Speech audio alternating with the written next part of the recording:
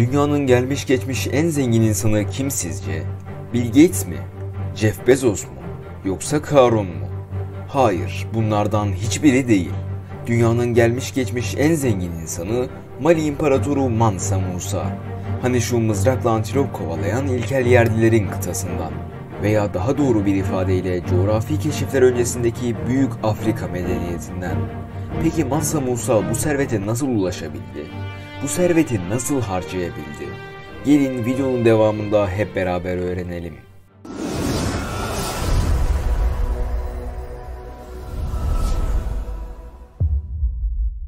Mali imparatorlarına Mansa denirdi. Aynı Mısır kralına Firavun, Sasani hükümdarına Kisra ve Habeşistan kralına Necaşi dendiği gibi. Kankam Musa, Mali İmparatorluğu'nun 10. Mansasıydı. Doğum tarihi bilinmez ancak ülkeyi Mansa olarak 1312 yılından 1337 yılına kadar yönettiği söylenir. Mansa Musa 1312 yılında Mali krallarının en güçlüsü olarak tahta çıktı. Kendisi dindar, samimi bir Müslümandı. İslam etkisini yaymak için imparatorluğunda görkemli camiler inşa etti. İmparatorluğu döneminde Timbuktu sadece Afrika'da değil, tüm İslam dünyasında büyük bir kültür merkezi haline geldi. Mansa Musa güç haline geldiğinde Mali İmparatorluğu hala güneyde Altın ülkesine giden ve kuzeyde Tuz topraklarına giden ticaret yolu rotasına kesin olarak hakimdi. Musa'nın iktidarlığı dönemi altında altın tuz ticareti Sahra ortasındaki Timbuktu'da odaklanmaya devam ediyordu. Şehir bolluk bereket içindeydi. Geniş çapta altın, tuz, fil dişi, kola fındığı ve köle ticareti yapılıyordu.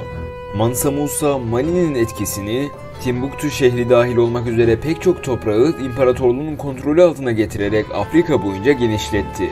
Mansa Musa bu yoğun ticaret faaliyetleri sayesinde öyle bir mal varlığına sahip olmuştu ki bugün hala onu geçebilen yok. Tahminen 400 milyar dolarlık bir mülkün sahibi olduğu düşünülüyor. Ondan sonraki en zengin kişi olan Rockefeller bile 340 milyar dolara sahipti. Günümüzün en zengin insanı Jeff Bezos ise 200 milyar dolar civarı bir servete sahip. Peki Mansa Musa bu 400 milyar doları ne yaptı? Mansa Musa 1324 yılında hacı olmak için Mekke'ye doğru yola koyuldu. Ancak bu sıradan bir hac yolculuğu değildi. Yolculuğu sırasında karşısına çıkan fakirlere dağıtmak için servetinin büyük bir bölümünü hacca giderken yanında götürdü. 80 devenin taşıdığı 2 tondan fazla altın içeren bir kervanın başında Kahire'ye vardı. Bu altınlar 60 bin kadar fakire dağıtılacaktı. Kervana 12 bin köle eşlik ediyordu ve saf altını 500 kişi taşıyordu. Mansa Musa Mısır'da savurgan bir şekilde pek çok altını hediye ederek harcıyordu. Böylece altının değeri düştü ve birçok sene için eski değerini alamadı. Kahire'de Mısır Sultanı Mansa Musa'yı büyük bir hürmetle bir hoca gibi kabul etti. Kutsal şehirlerden Mekke ve Medine'yi ziyaretinden sonra Mansa Musa, krallığı içinde büyük camileri, koskocaman kütüphaneleri ve medreseleri boydan boya inşa işine girdi. Bu kütüphane ve medreseleri duyan pek çok İslam alimi, Mansa Musa'nın kervanına katılarak ders vermek ve ders almak için Mali'ye gitti. Mansa Musa ilime çok önem verirdi. Hükümdarlığının ilk yıllarında Sudanlı öğrencileri Fas Üniversitesi'nde öğrenim görmeleri için göndermişti.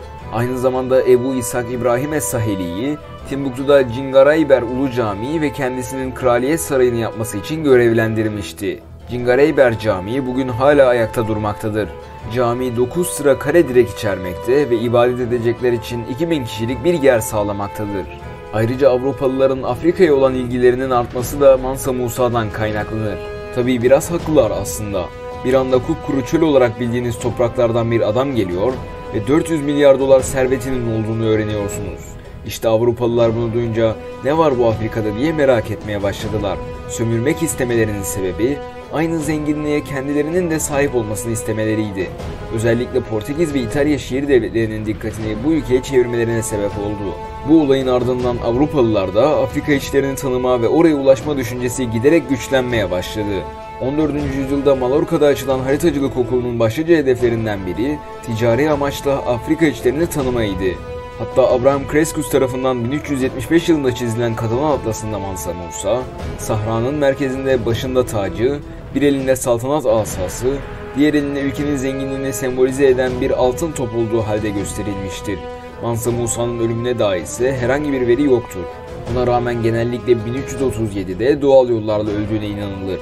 İşte dünyanın gelmiş geçmiş en zengin insanı olan Mansa Musa'nın hikayesi buydu. Böylece bir videomuzun daha sonuna geldik. Videolarımızdan haberdar olmak için abone olmayı ve bizlere destek olmak için videoyu beğenmeyi unutmayın.